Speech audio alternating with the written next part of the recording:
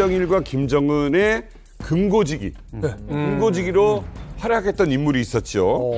북한의 권력 실세 중의 실세 39호실에서 일했던 전일춘 실장 기억하세요? 네.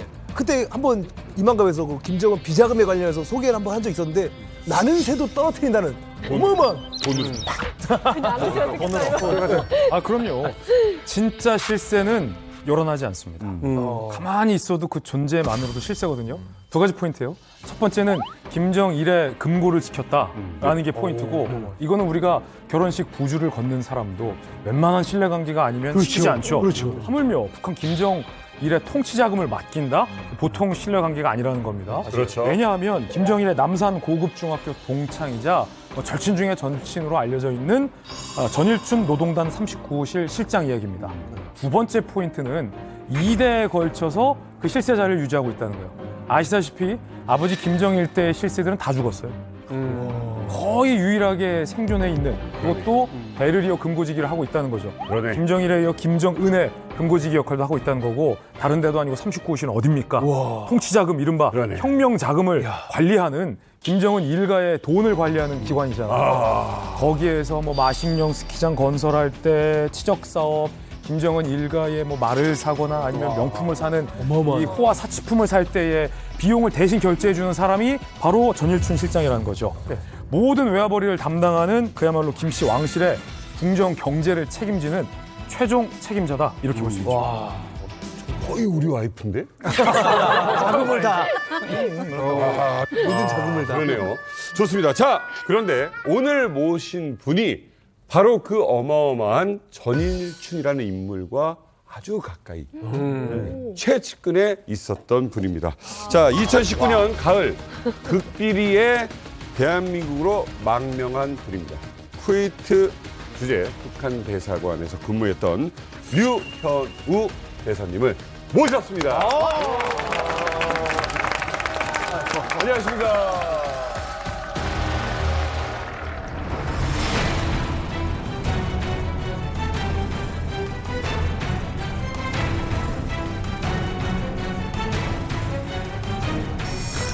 시계, 가방에. 아이고.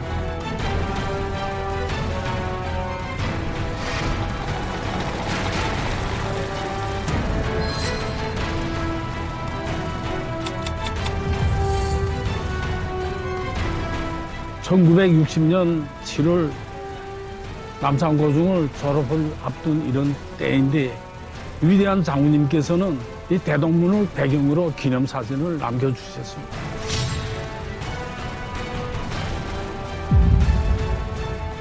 Media reports say North Korea's acting ambassador in Kuwait, defected to the south over a year ago, has been living here with his family. 쿠웨이트 주재 북한 대사관 대사대리였고 김정은 금고지기의 사위로 알려진 북한 고위급 외교 인사가 국내에 정착 중인 것으로 확인됐습니다.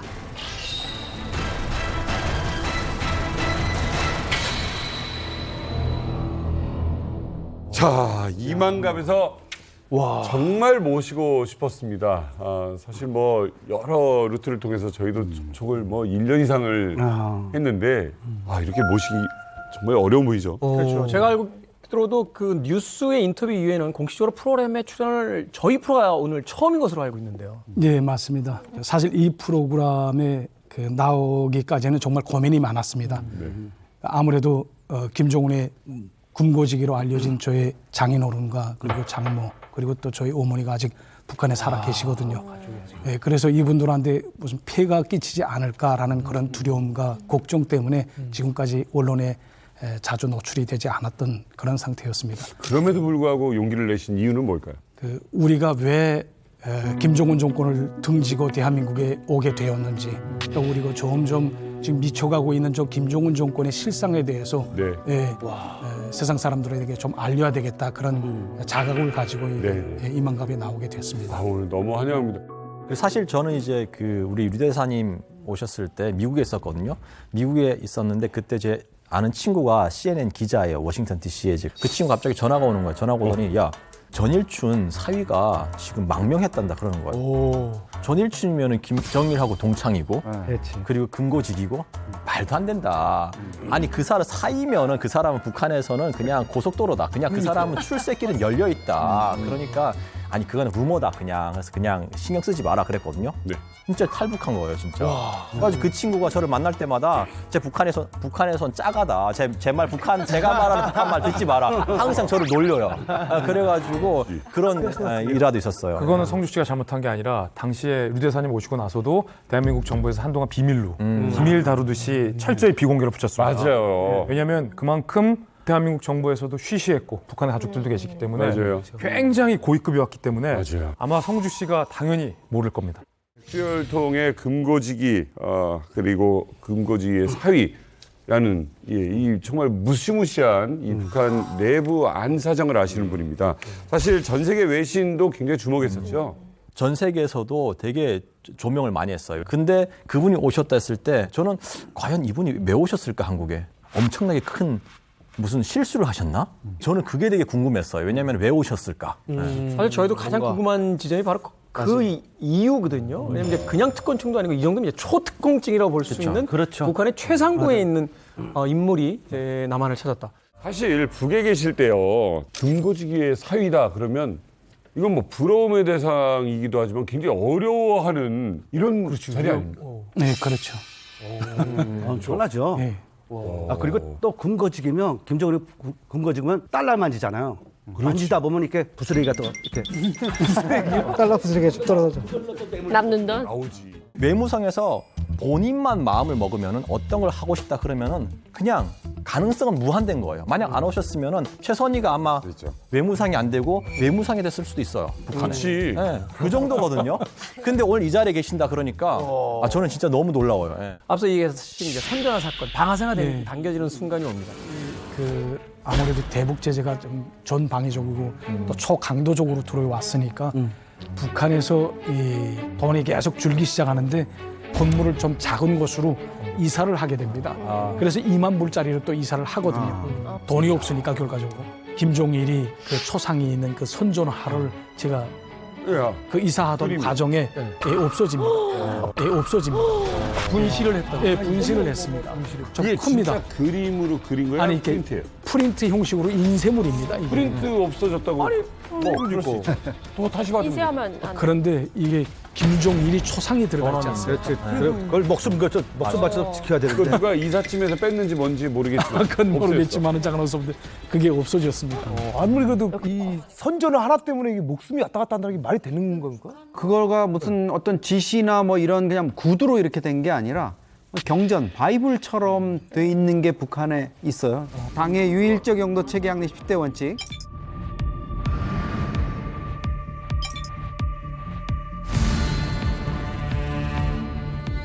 수령의 권위와 관련한 거, 김정은에 관련한 거, 김정일성, 김정일과 관련한 거는 사소한 문제라도 특대형 사건화해야 된다는 거예요.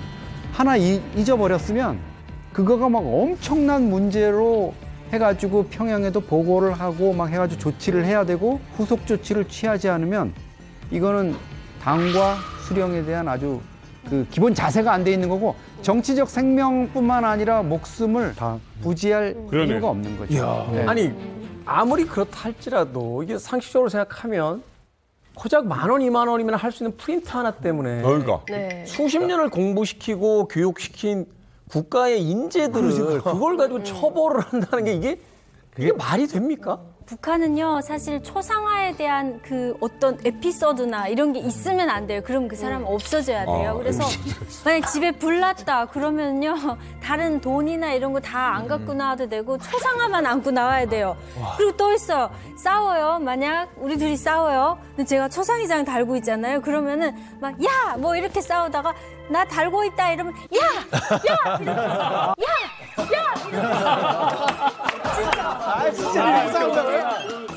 그러니까 초상화는 이거는 금덩이가 아니라 분실했다고 쳐요. 그럼 이제 어떻게 해야 돼? 이제 프린트를 구해야 됩니까? 어떻게 됩니까?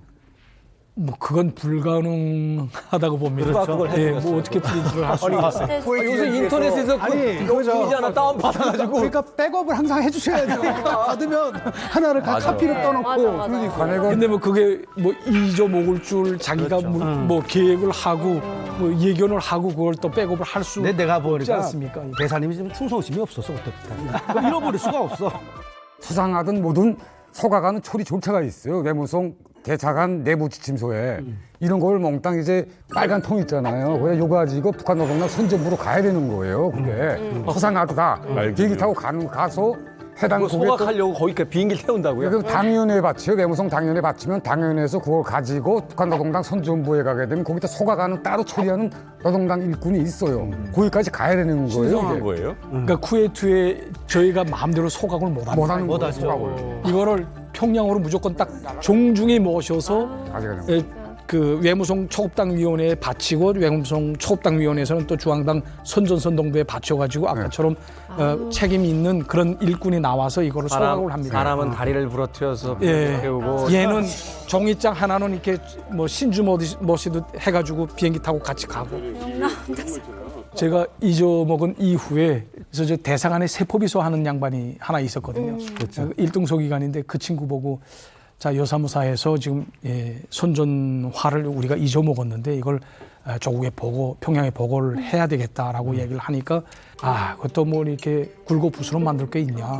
우리끼리만 알고 있는데 우리끼리만 알고 덮어버리자. 분위기도 안 좋으니까. 예, 그래서 2년 동안 보고를 하지 않았습니다. 그럼 이제 잊혀진 예, 얘기야. 잊혀진 건데 이제 2019년에 그 사람이 이제 북한으로 이제 다 만기를 마치고 들어갔는데 황생물을 이제 빼야 되지 않습니까? 그래서 조직부 그 당생활 지도과에 가서 하나하나 이렇게 생활 총괄을 합니다. 찔렀네. 그 과정에 이 사람도 선전선동부에 가서 보니까 우리가 그저 덮어버리면 그만일 곳이라고 생각했던 그 선전물이 하나하나 초상화, 뭐 선전화, 무슨 뭐 유화 작품까지도 다 100%다 이 등록물로 다 기재되어 있어요. 그러니까 그 사람이 이걸 보고 그다음에 휘가고 돌아간 겁니다. 그러다가 내가 죽겠구나 라고 생각을 하고 그다음에 저한테 모든 걸 다 뒤집어 씌운 거죠. 그렇지. 당연하지. 나도 그랬을 거예요. 아니, 이거 가족을 지키기 위해서. 그럼 사전에 전일춘 그 30부시 실장 사이라고 미리 말씀을 해야 그것도 못 살려요. 그건 안 먹어요. 장성택이도 죽고 뭐 김정남이도 죽는 판인데 무슨 전일춘이 쌓이라고 해서 안 죽겠고. 맞아.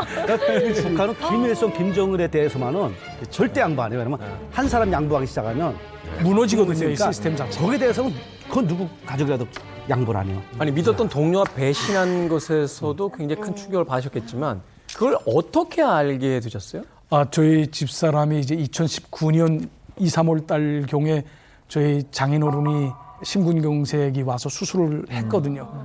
그래서 이제 2019년 2월인가 그때 은퇴를 하셨는데 은퇴를 하게 되면 시외, 이 외곽에 아파트를 많이 짓기 때문에 외곽으로 이사를 갑니다. 그래서 아버지가 또 심근경색으로 수술을 했다지 또 이사도 했다지 하니까 집사람이 지금 평양에 들어갔던 찰나인데 아마 저희 친구들을 통해서 여기저기에서 들려오는 아마 말을 귀동냥에서 들은 것 같아요. 예. 그리고 나와서 저한테 문책을 하더라고요. 이런 일이 있었나? 그래서 사실 제가 2년 동안 이걸 가족들한테 일절 비밀로 하시고요. 비밀로 하고 우리 집사람한테도 말을 안 했었거든요. 근데 중요한 거는 유현우 대사께서 그나마 목숨을 부지하고 지금 대한민국의 가족과 함께 와서 이 자리에 있을 수 있는 거는 제가 보기엔 사모님의 정보력이 아니었으면 그 사람이 그렇게 불었다 먼저 믿었던 사람이 이거를 이 전일춘의 딸 정도 되는 김일성 대 경제학과는 네트워크가 있으니까 고위층 자제가 있으니까 누가 검찰 조사에서 뭐라고 불었대 하는 걸 알 수 있지. 우리도 사실 누가 검찰 조사 갔는데 거기 가서 검사한테 이런 얘기했대 하는 거 알 수 있는 사람이 누가 있겠습니까? 북한 체제에서 더더구나. 그거를 알아서 캐치를 했다는 것도 대단한 거죠. 네, 사실 저의 가장 걸림돌로 됐던 것이 뭐예요? 저희 집사람의 마음을 어떻게 움직이는가 하는 것이었거든요. 예, 같이 움직여야 되니까 가족이 함께. 근데 저의 집사람은 아무래도 뭐 그 전일춘 39호 실장 그 딸이기도 하고 또 나름대로 북한에서 뭐 거의 엘리트 코스를 밟았던 그런 또 여성이기도 하니까 탈북한다는 것 자체가 조금 좀 두려운 그런 면도 많습니다. 그런데 저희 집사람이 이 탈북을 해야 되겠다라고 생각하게 된 기본 동기는 장인어른이 집 받은 그 집에 가봤는데 원래 살던 곳은 다 북박이장으로 돼 있어서 이렇게 몸만 들어가면 살 수 있던 그런 곳이었습니다. 나오고 보니까 이불장 옷장 하나도 없는 거예요. 그러니까 옷 골대도 없는 겁니다. 아니 그 인물인데도? 예, 그 인물인데도 그 옷 골대가 없어서 벽에다 못을 이렇게 박고 거기다 이렇게 걸어놨다고.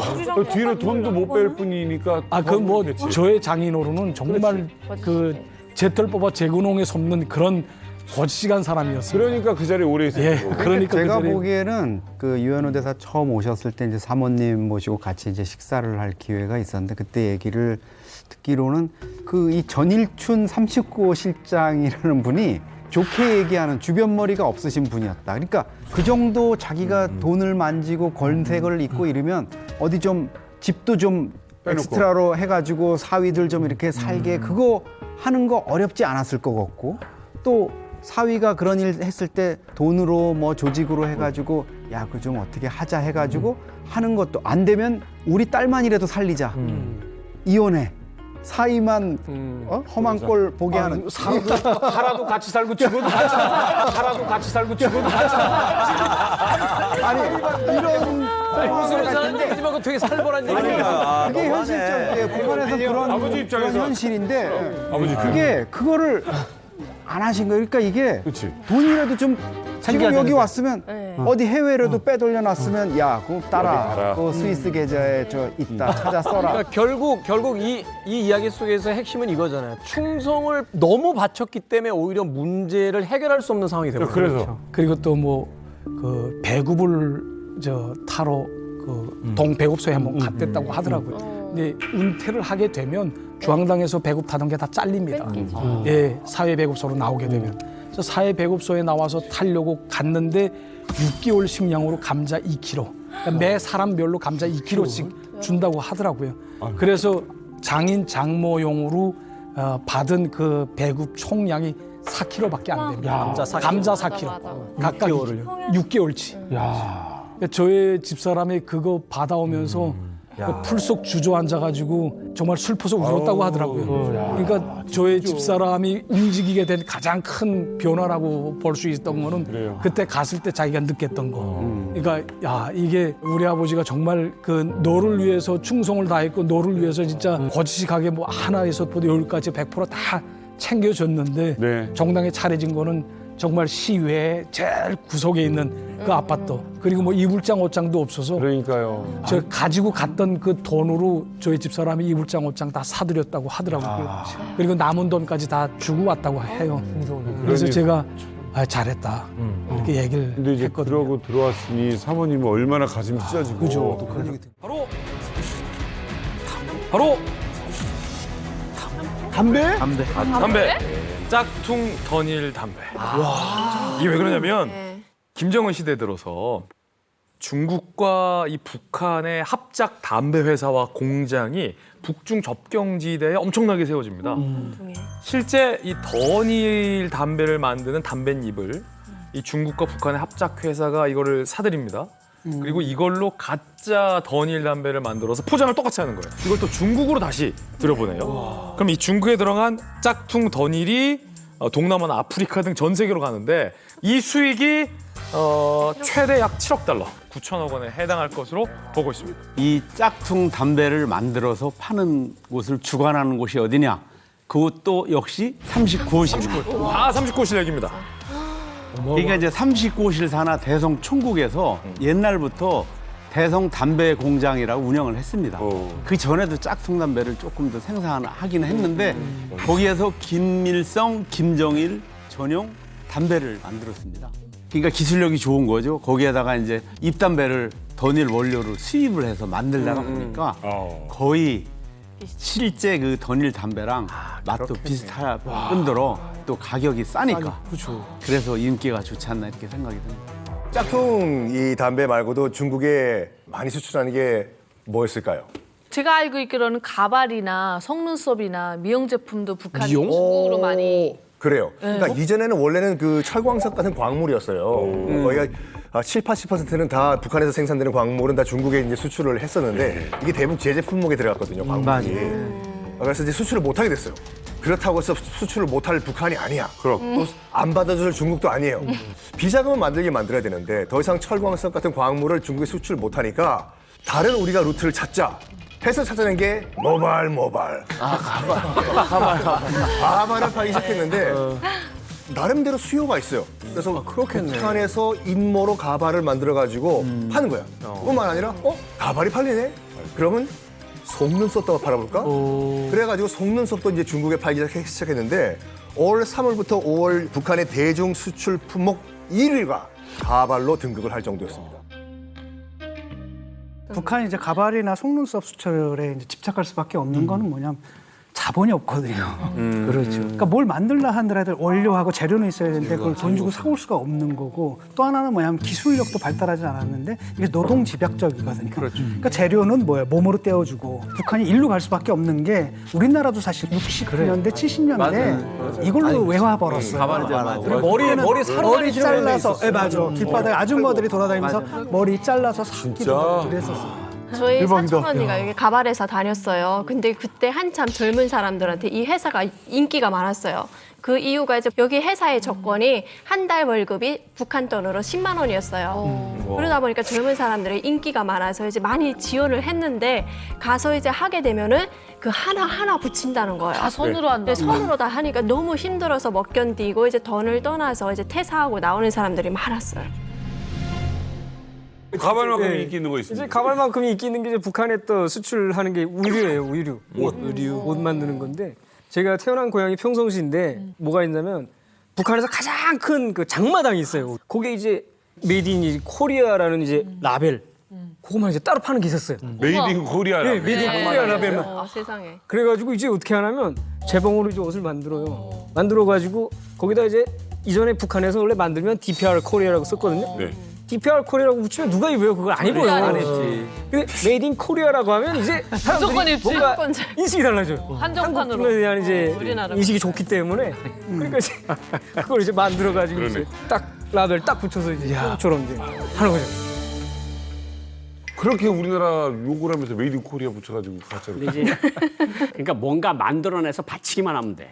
메이드 인 DPRK가 좋을 때는 메이드 인 DPRK를 붙이고 그리고 한국 거가 잘 팔린다 그러면 메이드 인 코리아라고 붙이고 그걸 또 중국에다가도 또 그렇게 팔고 내수 시장에도 돌리고 그러니까 이 혁명가들이라고 하는 게 과정을 전혀 중요하지 않다니까 레닌이 말한 것처럼 속이고 어쩌더라도 어쨌든 혁명이 승리하기만 된다고 하는 게 이제 공산주의자들 기본 수법이니까 과정은 전혀 중요시 않은 게 북한이죠. 그래서 이제 필요할 때는 중국산으로 변하는 대표적인 북한산 상품이 있는데 그게 뭐냐면 바로 우리나라에도 왔던 송이버섯. 송이버섯. 이게 뭔 말이에요? 그러니까 2015년 당시에 일본 조총련 산하무역회사에서 북한산 송이버섯을 중국산으로 속이고 1.8톤이나 이제 수입을 해서 판매를 했는데 거기 발각이 됐어요. 북한산 송이버섯을 불법 수입한 혐의로 허중만 조총련 의장의 아들을 일본 경찰이 전격 체포했습니다. 북한산 송이 1.8톤을 중국산으로 속여 수입한 혐의로 허종도 씨와 조총련 산하 식품 도매 회사의 사장과 직원 등 3명을 체포했습니다. 30곳이라고 조총련하고 밀약을 했는데 이익의 50%는 조총련에 주는 조건으로 이제 거래를 했다. 50%. 이런 송이버섯은 저희 같은 사람이 또 따는 거예요. 힘없는 이민들이 가가지고 따서 나라에 바치고. 근데 이것보다 더 정말 힘들었던 게 낙지하고 명태였는데 인민반장 집에 이만큼 쌓아놔요. 그러면 인민반 아줌마들이 다 거기 모이는 거예요. 그래서 마른 거를 물에 한번 꺼냈다 나면 물이 묻잖아요. 그럼 그거를 밟게 해요, 엄마들한테. 그럼 밟으면은 붓 커지잖아요. 그러면 이게 크기로 중국에 판매하는 거예요. 근데 이건 또 괜찮아요. 밟으면 되니까. 어떤 엄마들은 이렇게 깔고 앉아 있거든요. 그리고 막 방구도 불불 끼고 정말 방구도 불불 끼고 정말. 근데 이건 또 괜찮아요. 명태는 진짜 짭짤해야 되는 거예요. 그러면 중국인들이 좋아한대요. 짭짤한 명태를 소금물이랑 그리고 미원 있잖아요. 미원물 담그는 거 아니에요. 담그면은 얘가 퍼지거든요. 그래서 안 돼. 뿌려야 되는데 스프레이가 없잖아요. 이걸 뿌리지 못해서 저희 엄마랑 입에 너무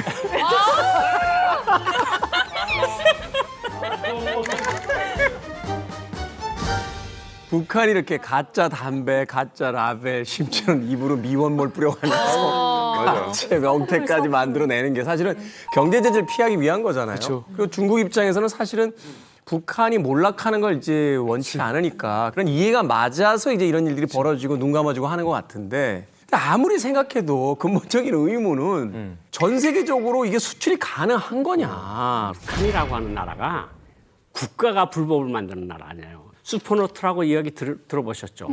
100달러짜리 위조 지폐. 위조 또한 한동안 굉장히 큰 30곳에서 관리를 해요. 있어요. 그러니까 처음에는 80년대는 어떻게 했는가 하면 이 사람들이 가짜 지폐를 가지고 와요. 그러면 진짜 지폐를 한 5,000달러 놓고 가짜 지폐를 5,000달러 놓고 사이사이에 매매를 시켜요.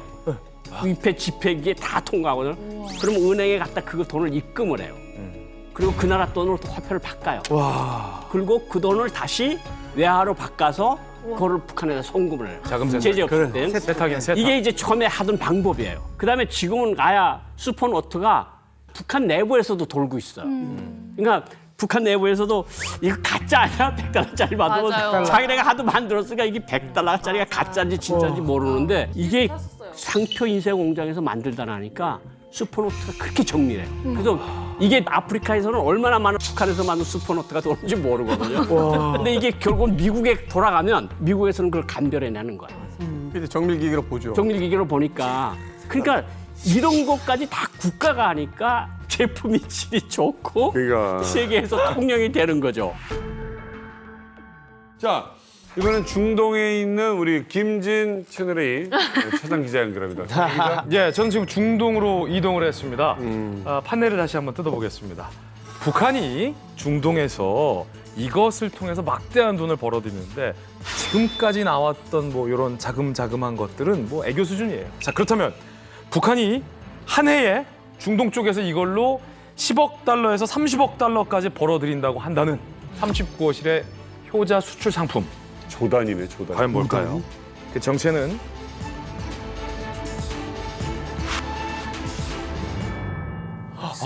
무기. 아, 나 이거 들어봤어. 대량 인명 살상이 가능한 무기들을 북한이 몰래 밀매를 합니다.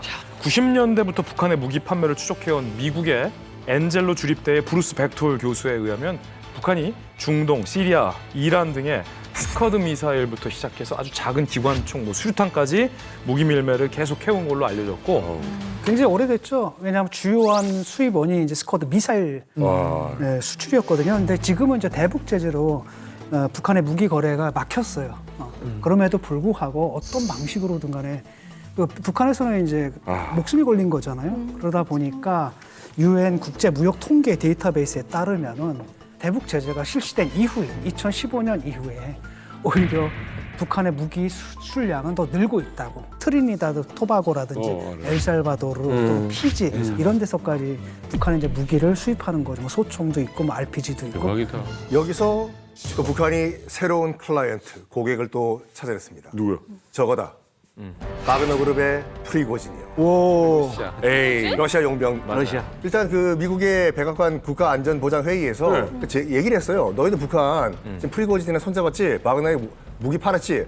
당연히 이제 북한에서는 뿅 오리발을 내밀어요. 우리는 그런 적이 없다. 그랬더니 이제 그 백악관에서 딱 증거 사진을 내놔요. 실제로 러시아에서 화물 열차가 북한으로 들어가가지고 북한에서 무기를 싣고 다시 러시아로 가는 게 위성 사진으로 찍혔어요. 그래서 안에 보니까 보병용 로켓, 미사일을 바그너에게 수출했는데 그러니까 지금 또 어떻게 보면 블루오션에 찾은 거예요. 그렇죠. 블루오션을요. 북한 찐 상위 1% 김정은과 리설주의 명품 컬렉션입니다. 오늘 이거 재밌다. 이거 비싼데.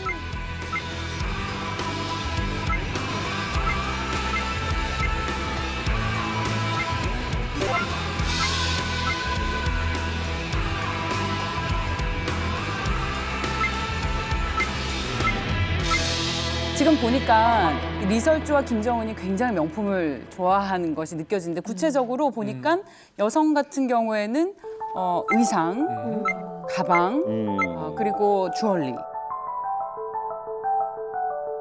근데 남성인 김정은은 시계예요, 시계. IW 시계, 파텍 필립 시계. 이게 확실히 진짜 브랜드예요? 저게? 예, 아, 저 오. 김정은이가 좋아하는 시계가 저 파텍 필립이라고 스위스에서 예. 들어가는 시계인데 그 주문 받아야 생산하는 거예요. 어머. 저 시계 하나에 보통 5억에서 한 10억. 예. 한국에도 백화점 지하에 파텍 필립 매장이 있어요. 있는데 시계가 없어요. 이전에 샀던 기록이 있는 사람에게만 보여주고 어머. 그래서 텅텅 뭐야. 비어있는 거. 근데 거기 유리 안에 하나가 있어요. 이거 좀 차볼 수 있을까요? 아, 안 됩니다. 이미 주문해서 이걸 가지고 간 사람이 있다. 참고로 롤렉스는 파텍 필립 앞에서는 그냥 귀여운 템, 큐티한 템. 그 정도 수준입니다. 네, 쪽잠에 죄기밥을 먹으며 인민을 돌본다고 선전해 오지 않았습니까? 네. 김정일부터 김정은 이 가문이 네. 그런데 좀 전에 본 것처럼 뭐 일반인으로서는 상상할 수 없는 그런 명품들을 가지고 사치를 즐겼단 말이죠. 맞아. 이게 얼마나 드느냐? 2012년 기준으로 한 해 동안에 약 6,886억 원. 그러니까 사실 3분의 2조 원이에요. 그 이후에도 해마다 약 6억 달러씩 썼다 그러거든요. 그러니까 우리 돈으로 7,791억 원. 그러니까 거의 1조예요. 이걸 갖다 사치품 소비에 썼다라는 거죠. 자, 그래서 제가 이번에는 김정은이 이제 기분에 따라서 바꿔서 탔던 차들을 한번 가져봤거든요. 김정은의 차요? 네, 모아봤습니다. 자, 이거 너무 재밌다. 나 이거 처음 보는데? 정말 억소리 나는. 대박이다. 여기 있다. 아, 정말 차들인데요. 여기 보시면은 다 이거 아실만한 차들이잖아요. 벤땡에 15억에서 20억 원대. 우와. 그리고 여기 네, 팬텀 23억 원대. 어머. 그리고 이게 땡 인지로버인데 사실 6억 원대가 사실 아닌데 이게 뭐 방탄 유리에 뭐 그렇겠지. 넣는 거예요. 그렇겠지. 전자레인지 로버. 네, 6억 원대. 형이 디 아우디. 형디. 2억 원대. 그리고 여기 보면 또 2억 원대의 차들. 석세스. 자, 이렇게 진짜 이 억소리 나는.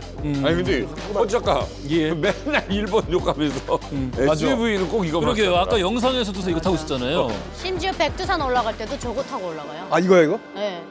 이 차들이 얼마나 희귀성 있는 차인지 또 자동차 전문가인 제가 잠깐 설명을 드리겠습니다. 희귀성이 있구나.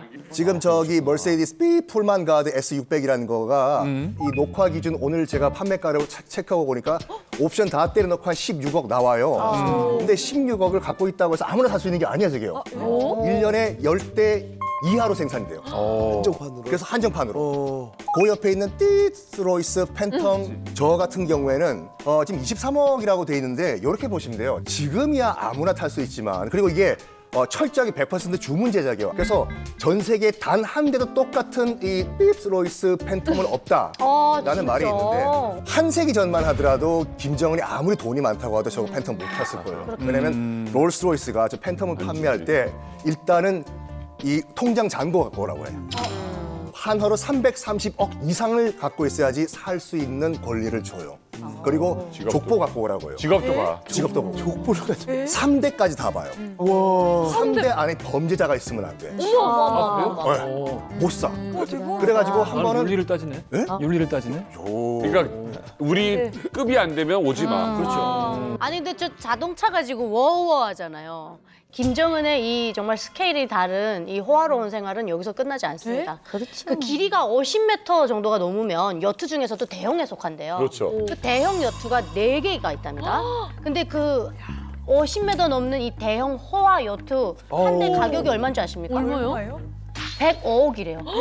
그게 한 4척 정도가 있고요. 80m가 넘는 완전 그 진짜 초대형이죠. 하지도 않으면서. 초대형 그 호화 여트가 또 있답니다. 근데 그 외에도 소형 호화 여트들이 또 장착이 되어 있다고 합니다. 근데 문제는 그 80m 넘는 여트 위에 가판 있잖아요. 거기에는 4명이 국제 경기에 마주칠 수 있는 그런 수영장 있잖아요. 규격에 수영장이 딸려 있고 미끄럼틀도 다 설치돼 있대요.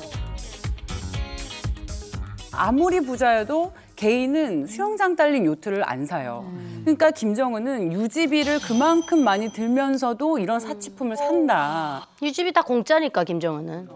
이제 북한의 이제 그 리설주 같은 경우에는 샤넬 이제 마니아로 이제 알려져 있는데요. 리설주가 이제 공식 행사에 이제 나설 때마다 처음에는 솔직히 나섰을 때 블랙 이제 투피스에 이제 그냥 수수한 옷차림에 나섰는데 그 다음부터는 이제 뭐 디올, 샤넬 막 이런 클러치를 들면서 이제 사람들한테 이목을 끌게 된 거죠. 북한 초반에 이제 매체들 같은 경우에는 리설주 동지로 이제 호칭을 하다가 이제 점점점 나오니까 이제 리설주 여사로 이제 바꿔 부르게 되었고 그리고 이제 뭐 샤넬과 디올, 프라다, 구찌 같은 명품 이제 핸드백만 들고 다니는 게 아니라 발렌티노 코트 그리고 이제 티파니 목걸이 등 이제 고가의 그 기중품들을 엄청 소화하는 걸로 알려져 있는데 북한 일반 주민들은 꿈도 못 꾸는 그런 액세서리들이죠. 지금 우리가 저 퍼스트 레디 영부인이 너무 사치하는 것이 아닌가라고 약간 비판적으로 보는데 약간 서구 트렌드 따라하는 것 같아요. 왜냐하면 서구 같은 경우에는 오히려 영부인들이 사치하길 바래 국민들이요. 왜요? 진짜요? 미국에서는 그 퍼스트 레디 영부인은 어떻게 정의하냐면 퍼블릭 엔터테이너로 이 정의를 해요. 엔터테이너. 국가 공인 연예인이에요. 남편이 좀 칙칙하잖아요 정치인들이. 그래서 부인이라도 약간 분위기 띄워달라. 홍보도. 예를 들어가지고 그 존 F 케네디 대통령의 부인이었던 제클린 케네디 같은 경우에는 그 발렌 띠띠의 매니아였어요. 맞아. 그래서 그걸만 입고 다니고 심지어는 자기 남편 장례식, 존 F 케네디 장례식에도 발렌 삐삐의 정장을 입고 가가지고 대유행을 시켰어. 그리고 그 니콜라 사르코지의 부인인 그 이 카를라 브루니 같은 경우에는 복잡한 사생활은 말할 것도 없고 그 쇼메라고 하는 명품 그 보석 브랜드가 있는데 이거 매니아예요. 쇼메. 그래가지고 이 브루니가 무슨 쇼메 이 반지를 했다, 목걸이 했다, 프랑스에서 대유행을 하는 거야. 그리고 요거를 또 누가 따라했냐면 그 아시다시피 필리핀의 마르코스 대통령의 부인이었던 이멜다 여사가 이걸 다 따라했는데 아시죠? 안에 들어가니까 신발 3,000켤레라. 또 충격을 받았던 게 뭐냐면은 방탄 브라까지 봤어요. 방탄 브라까지 봤어요. 진짜로요? 대체 어디다 쓸까? 총 맞으면 안 되니까. 갑옷을 입고 다니지. 왜냐면 이게 심장만이었으면 한쪽만 방탄이었을 텐데 양쪽이 방탄이었어. 그러게. 내 가슴은 소중하니까. 가슴 소중하니까. 제클린 같은 경우에 자기가 뭐 명품을 사기 위해서 나랏돈을 갖다 쓰거나 그러진 않았어요. 카를라 브루니 같은 경우는 원래 이 사람이 모델이에요. 모델이었다가 가수도 하고 그다음에 이들은 이제 나름대로 패션 아이콘이 되잖아요. 그러니까 약간 문화적인 컨텐츠의 생산자 비슷한 건데 리설주 같은 독재자 부인들 같은 경우에 그런 게 아니라 이거 나랏돈으로 쓰거든요. 그렇죠. 다 인민의 피땀이죠. 자기 취향을 뭐 이렇게 세련된 취향을 과시하거나 이런 게 아니라 사실은 그냥 돈으로 처벌하는 거지 않습니까? 우리가 지금 얘기하는 그 독재자의 아내들이 좀 예쁘게 보이지 않는 것은 크고 화려하고 아, 나 지금 이거 명품을 입었어라는 것을 과시하면서 이것을 왜 굳이 이렇게 계속 하느냐라고 봤더니 사람들을 압도해서 굴복시키려는 거. 그래요. 이렇게 부자템, 명품 입었고 가구도 굉장히 이렇게 럭셔리한 것들을 하면서 이봐, 너네는 부가 영원할 수 있어. 우리처럼 살 수 있어. 이런 걸 사람들한테 은연중에 심어주려고 하는 독재자 부인의 그런 계산도 있지 않나라는 해석도 나오고 있습니다. 그 명품이라는 게 이제 두 가지 의미가 있는 거거든요. 어떤 사람한테 일종의 문화예요. 맞아요. 내 취향을 과시하고 내 자신을 노출하는데 이 브랜드가 나한테 필요해 이래서 하는 경우가 있고. 근데 이제 그 정도까지 가려면 상당히 오랜 기간이 걸리거든요. 그러니까 그건 뭐냐면 나를 연출하는 게 아니라 기호로 사용하는 거예요. 난 이거 사는 사람이고 나는 계급이 달라. 되게 이럴 때 이제 그걸 강조하는 거죠. 근데 지금 리설주의 명품 패션도 사실은 선을 긋는 거거든요. 선을 긋는 거고 그걸 통해 가지고 과시하는 거죠. 권력이라든지 그걸 과시하는 거죠. 특히 이설주 같은 경우에는 영국의 왕세 손비 케이트 미들턴 있잖아요. 이 사람을 많이 흉내낸 거예요. 이 사람과 지금 컨셉이 상당히 좀 비슷하게 가는데 아마도 이제 그렇잖아요. 화보 찍을 때 레퍼런스 하듯이. 자기들도 이제 레퍼런스를 삼는 게 있겠죠. 근데 북한 같은 경우에는 그게 아니라 약간 봉건적인 위신제예요, 이게. 그래. 권위이고 감히 쳐다보지 못하게 하는. 왜냐하면 이 사람들은 애초에 신분이 다른 사람들이잖아요. 그렇기 때문에 이건 그 자본주의적 현상이라기보다는 내가 볼 때는 전 근대적인 봉건적 현상에 가깝다. 북한은 지금 배신이 불신을 낳고 불신이 배신을 낳는 아주 끔찍한 악순환이 계속되고 있는데요. 네. 엘리트 계층에까지 뒤흔들리고 있다고 합니다. 화면 보여주세요. 우리 군으로 따지면 소장에 해당하는 북한군 장성급 인사가 김정은에게 상납할 450억 원의 거액을 들고 탈북했습니다. 날이 갈수록 심해지는 김정은의 감시 속에 압박받는 고위 간부들. 그런데 최근 거물급 엘리트가 또 탈북했다. 김정은 정권 들어 연일 쏟아지는 북한 고위층의 탈북 소식. 올해만 해도 그 수가 20명에 이른다는데 살고 싶다면 도망쳐라. 탈북 러시. 북한 엘리트 계층의 배신. 요즘 그 뉴스를 접하다 보면 그 외교관 중에 고위급 또는 뭐 아까 얘기했던 뭐 450억 원의 돈을 들고 튄 어떤 뭐 장성의 이야기 뭐 이런 이야기가 좀 들리고 있습니다. 강철원 선생님. 네. 무서워서겠죠? 그렇죠. 아무래도 이제 그 최근의 엘리트 계층들은 이제 김정일 씨보다 훨씬 더 잘 살고 있어요. 왜냐하면 이제 장사의 모든 정점을 다 관리하고 있기 때문에 돈이 엄청 많거든요. 그런데 이 김정은이 이제 경제난이 가중되다 보니까 너무 돈을 갈취하는 겁니다, 이게. 네.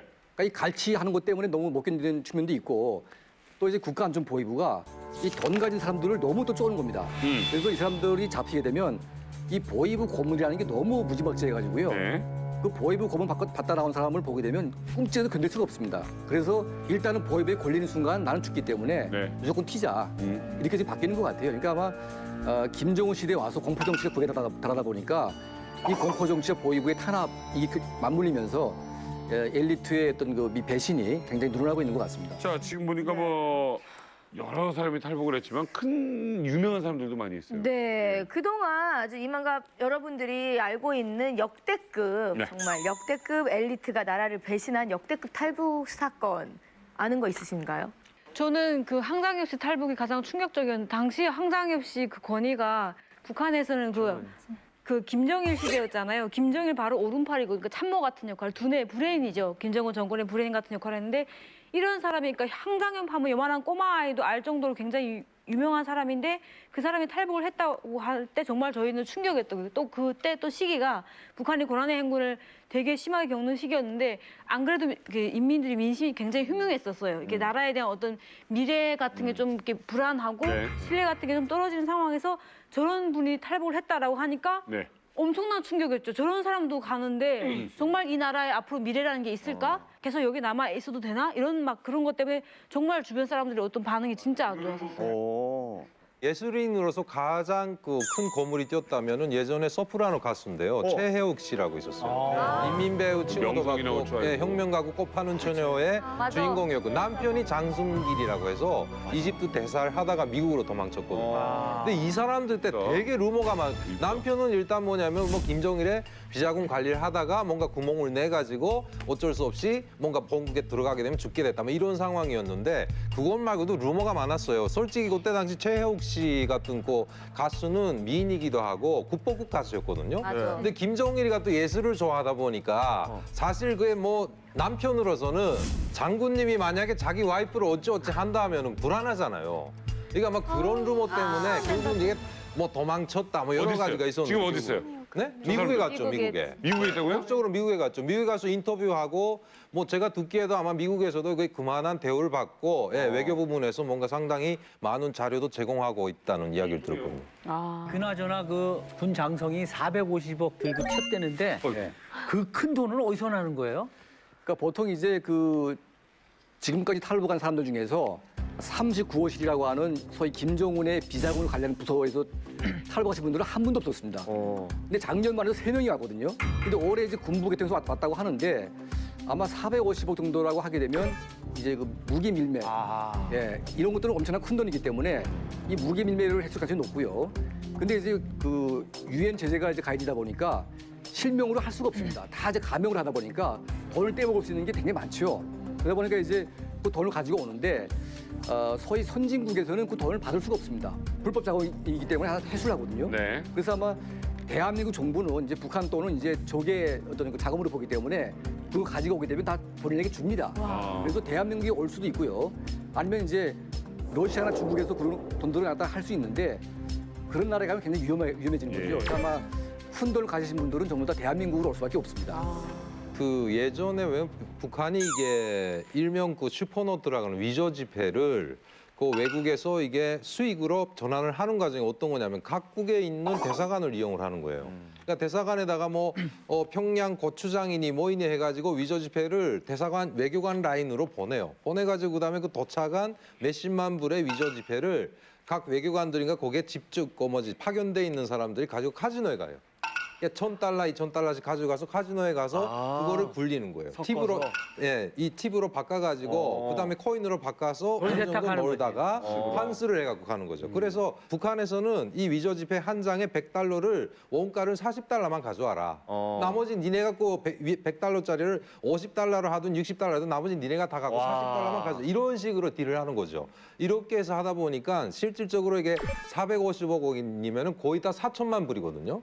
4천만 불이라는 돈은 얼마든지 장만이 가능하고 그다음에 이거 현찰로 움직이는 게 문제인데 뭐 워낙에 대북 제재가 심하다고 하지만 솔직히 제 생각에는 이 450억 불을 가진 사람이 현재 뭐 말레이시아나 싱가포르 같은 그런 좀 약간 자유분방한 곳에 숨어 있지 않나 하는 이런 생각도 들고요. 아니 근데 450억씩 그렇게 북한에서 관리할 정도의 장성이면 김정은의 최측근이고 북한 내에서도 어떤 지위와 어떤 모든 게 지금 다 뭐 사실 남부럽지 않게 살 수 있는 거잖아요. 근데 그런 분들이 나왔다는 거는 미래를 유괴되거나 어떤 조짐이 있는 거 아닌가요? 죽을까봐. 미래를 장담 못하는 거죠. 그러니까 지금 제재 때문에 좀 돈줄이 끊기니까 지금 이 사람으로서는 역으로 보면 이걸 가지고 들어가서 제가 한번 칭찬받냐 아니면 어차피 갔다가 뭐 이게 또 고위층들은 뭐 지금 간달간달하잖아요. 뭐 한쪽은 뭐 지옥이다 한쪽이 천국이니까 어차피 자기를 위해서 도망쳤을 수도 있고 아니면 내가 위해 장송이라고 하면은 돈을 다루는 장사라면 25천국이라고 해서 분수동원 천국이라는 게 있어요.